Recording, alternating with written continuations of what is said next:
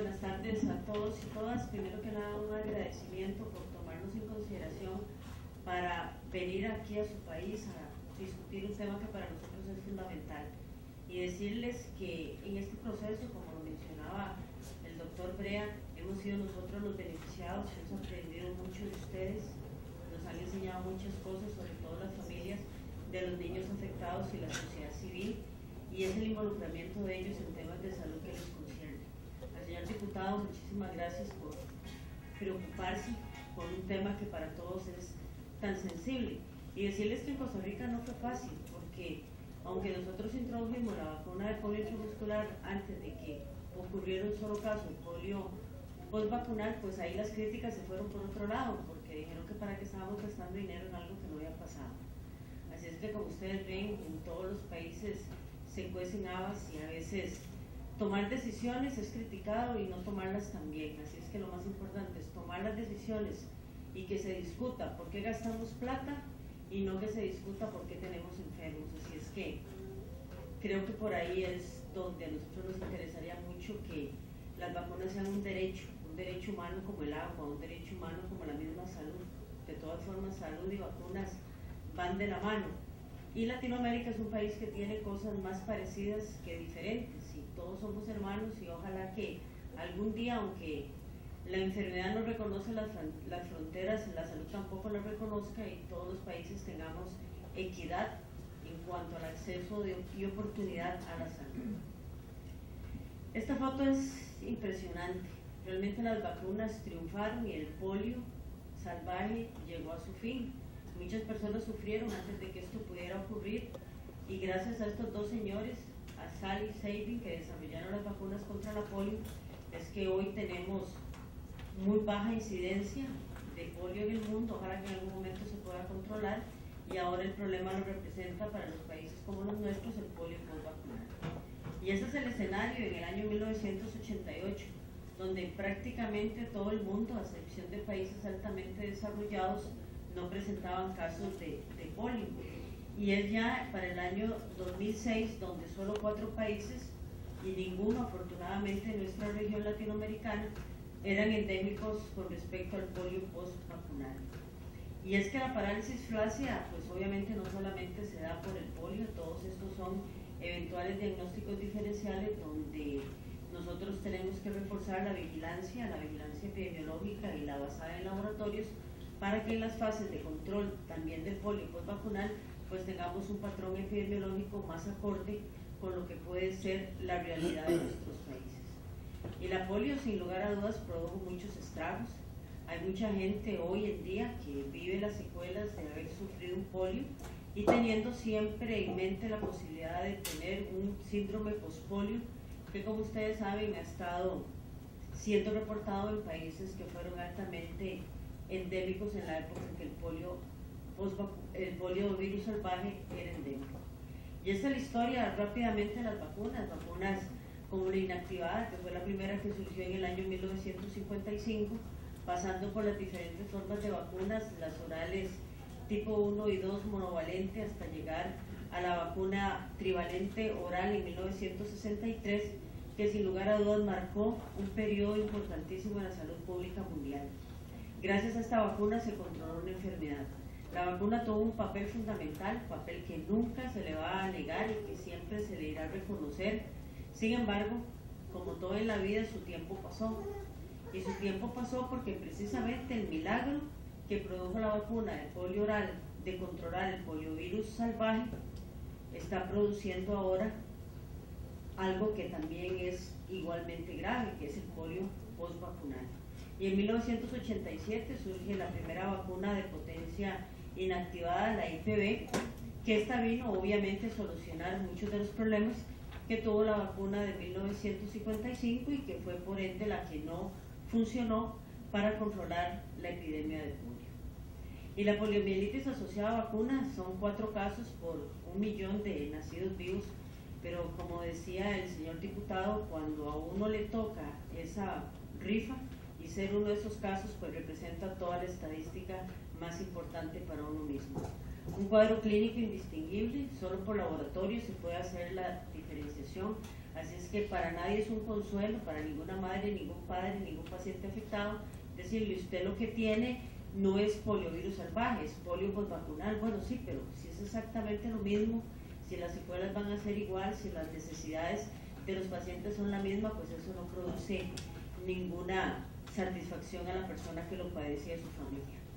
La poliomielitis paralítica se da 60 días después de la exposición al virus de la vacuna. El 80% se asocia con la primera aplicación.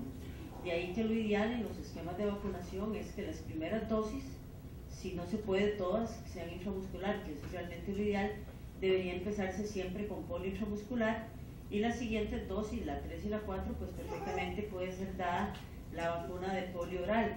Sin embargo, recordemos que si empezamos con este esquema, solamente reducimos en un 75% las posibilidades de tener un polio postvacunal. Siempre va a quedar ese 25% de riesgo y va a quedar siempre esa lotería de saber a quién le va a tocar o no. Sobre todo porque a raíz de las mejoras que nuestros sistemas de salud han tenido en los últimos tiempos, cada vez más niños con inmunodeficiencias hereditarias están sobreviviendo y van a seguir siendo el principal grupo de riesgo a padecer un polio postvacunal, aunque obviamente, y ustedes lo saben muy bien, muchos de estos polios postvacunales se han asociado en niños sin ningún tipo de antecedente. Con Sabin 3 hay un 60% de posibilidades, seguido de Sabin 2 y de Sabin 1. El aumento de riesgo mayores de 18 años, inmunosuprimidos, que lo comentaba ahora, es muy poco probable identificar el riesgo. Realmente cuando nace un niño no sabemos qué va a tener. Hay cosas indirectas, caída tardía del cordón, ausencia de tejido amigdalino, un hermano muerto siendo menor de 1 año, pero sin embargo sabemos que no es tan fácil identificar quién es ese paciente de riesgo.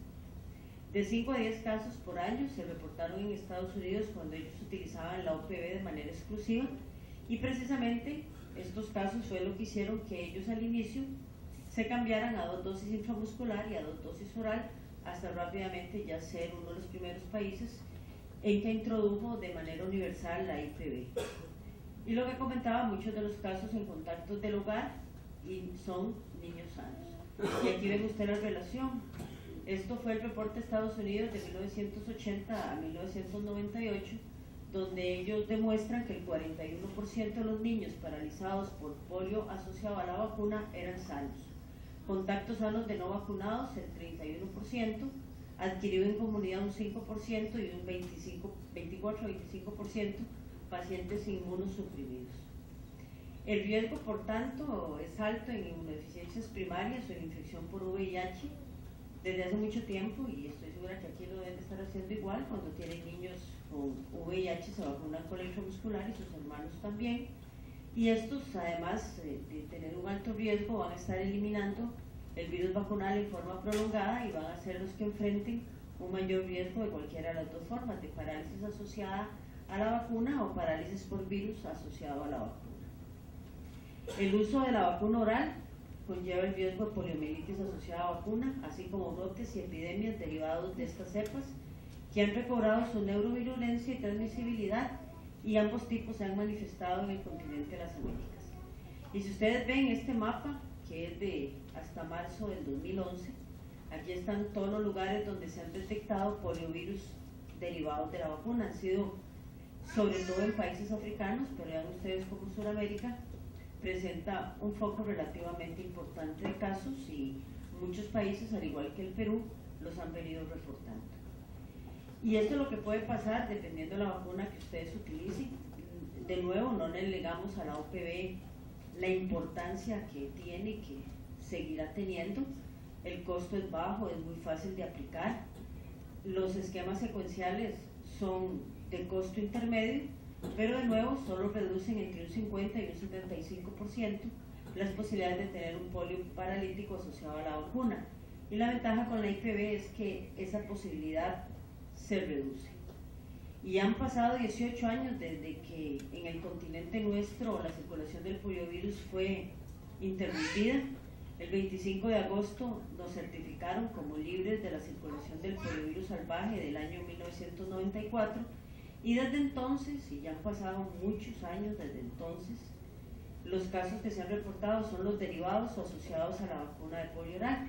y ya el doctor José Brea lo mencionó en su país, en República Dominicana y Haití, que fueron los países que presentaron un brote importante, reportados 21 casos, pero posiblemente hubo más casos por el subregistro que usualmente ocurre. Por lo tanto, el mensaje es: el poliovirus salvaje fue eliminado en las Américas.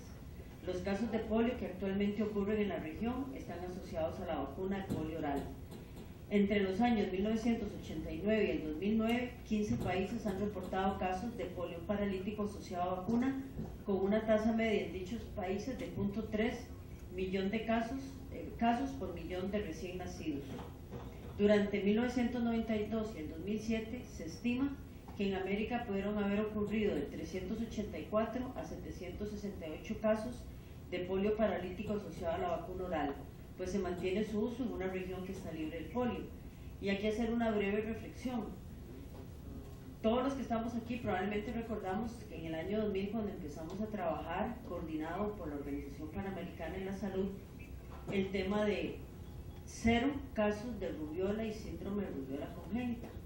Y en esa época, y todavía lo seguimos considerando, un solo caso se consideraba un fracaso del programa y era, por así decirlo, una vergüenza en salud pública. Yo nunca he entendido por qué este montón de casos no representan lo mismo.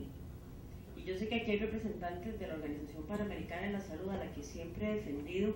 Al fondo rotatorio me parece que es la manera ideal de nuestros países de comprar vacuna, pero no he entendido por qué en este tema les ha faltado liderazgo, y en vez de dejar que los países tengan que tomar las iniciativas, no empiezan a hacer algo como lo que se hizo con rubiola y síndrome de rubiola congénita.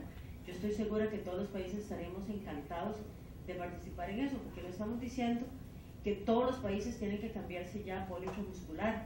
Hay problemas de costos, hay problemas de cadena de frío, hay problemas de logística, hay países que no podrán hacerlo, pero si empezamos en un proceso de 10 a 15 años, es muy posible que en ese tiempo logremos prevenir muchísimos casos de chiquitos y chiquitas paralizados por una vacuna que ya no deberíamos estar utilizando. Y es que esto es un asunto de equidad, de seguridad y de ética. Si nosotros vacunamos en nuestros consultorios y los papás nos preguntan, tenemos que decirle: mire, esta vacuna que le estoy dando puede producirle polio postvacunal. La mayor parte no se la va a querer poner. A nuestros hijos, a nuestros nietos, a nuestros chiquitos cercanos, ¿con qué los vacunamos? Con polio intramuscular. Así es que la inequidad se da entre la gente que no tiene el dinero para comprar la vacuna y las personas que sí tienen el dinero para comprarlas, y eso no debería de pasar en nuestra región.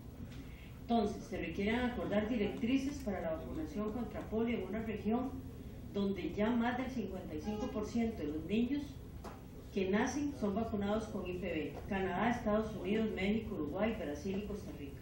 Esperemos que la próxima vez que mencione esto ya esté Perú. Además de la proporción de niños y niñas que a nivel privado se están vacunando con IPV. Éticamente es imperativo, considerando que han transcurrido 21 años desde que Perú reportó el último caso en el niño Fermín, que hoy vimos ya convertido en un hombre, y 18 años desde que se certificó el continente libre del poliovirus salvaje. Así es que se necesita hacer un cambio, y un cambio de carácter urgente. Para cerrar, brechas inmunológicas, el doctor Brea lo demostró ahora en las diapositivas que nos presentó: la baja seroconversión con OPV, optimización de la administración de otros antígenos a través de vacunas combinadas, mantener la confianza en nuestros programas. Lamentablemente, los grupos antivacunas han venido ganando terreno. Hemos sido muy pasivos con estos grupos. Son gente que se disfraza a veces de provacunas y lo que dice es que los estudios costo-beneficio, que el dinero se puede invertir en otras cosas, y en realidad están obstruyendo a las vacunas que han demostrado junto al agua potable ser la mejor estrategia de salud pública para cualquier país. Estos son los criterios de la OMS, nosotros los utilizamos en Costa Rica. Endémico se considera un país con circulación del virus salvaje muy alto, países fronterizos a los endémicos o con brotes recurrentes, riesgo alto, con historia de importación más alto tráfico fronterizo, moderado, el resto del mundo, incluyéndonos a nosotros. O sea, nosotros como latinoamericanos tenemos un riesgo moderado de importación, sobre todo por los países africanos. Riesgo de transmisión, ¿verdad? Porque una cosa es importación y una otra cosa es transmisión. La importación nunca vamos a evitarla, mientras haya un caso de virus salvaje en el mundo no vamos a evitar una eventual importación, pero sí estamos bien preparados, podemos evitar la transmisión. ¿Y con qué hemos demostrado eso? Con el sarampión. El Perú no tiene sarampión desde hace mucho tiempo y posiblemente han detectado muchas personas que han venido a su país con sarampión. ¿Y por qué no les han dado? Porque ustedes están bien cubiertos, están bien vacunados. Lo mismo pasaría eventualmente con el tema de la polio. Riesgo de transmisión con coberturas vacunales, el porcentaje de la tercera dosis de DPT, que es la tradicional, porcentaje de población con agua potable, porcentaje de población con alcantarillado sanitario y la población urbana, porcentaje de población que vive en estas zonas. Yo me tomé la libertad de aplicar estos criterios al Perú y el Perú tiene un riesgo de importación como todos los demás países moderado. Revisando las páginas de información de ustedes, me corrigen si en algún dato me equivoco, la cobertura vacunal para DPT global, porque hay lugares que están mejor, otros más bajos, es de un 58%, el 67% de la población peruana tiene acceso al agua potable, el 60% tiene acceso al alcantarillado y el 76% vive en zonas urbanas. Entonces la recomendación, según OMS para Perú, sería un esquema solo IPV, o bien un esquema secuencial 2 IPV más 2 OPV, o obviamente, y esa es por supuesto una decisión soberana del país, continuar con el esquema que ya tiene. Recomendaciones generales: informar, motivar y reforzar la importancia de la vacunación en la población, mantener un equipo de salud capacitado e informado, y realmente me sentí muy complacida la visita anterior, que tuve la oportunidad de hablar con muchos promotores de salud, que estaba un grupo de señoras con quien estuve compartiendo un rato en la Asamblea Legislativa del país, y son gente realmente bien preparada, con un nivel de conciencia importante y una motivación enorme. Ya tienen lo más importante, el equipo humano.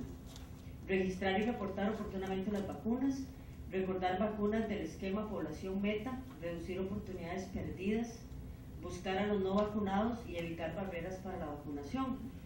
Hacer un cambio de vacuna por sí solo no es efectivo mientras no tomemos en cuenta todas estas recomendaciones. Cambiar de vacuna es un elemento entre muchos.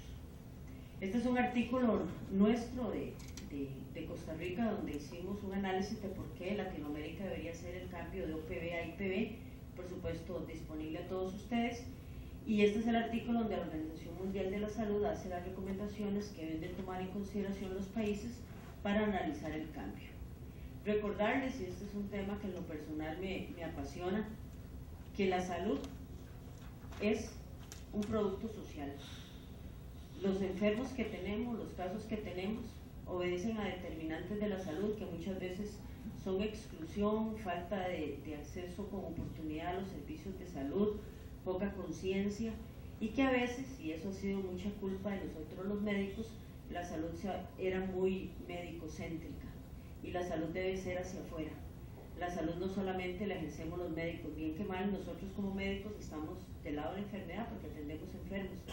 La salud es un producto de todos, del señor diputado que está aquí presente, que está preocupado por el tema, de la sociedad civil, de Pilar, de Edson, que han venido haciendo un trabajo maravilloso acá, de los papás, de los niños que han convertido una tragedia personal en una oportunidad de cambio para su país. Así es que tenemos que aprender a ver la salud desde otro punto de vista y trabajar con base en esa observación. En Costa Rica tuvimos la suerte en el año 2006-2010 de tener un presidente que se preocupaba por estas cosas y que a mí como ministra me apoyó, porque los que están acá del Ministerio de Salud, el señor viceministro que nos acompaña, sabe lo difícil que es hacer cambios si no se tiene el apoyo del presidente.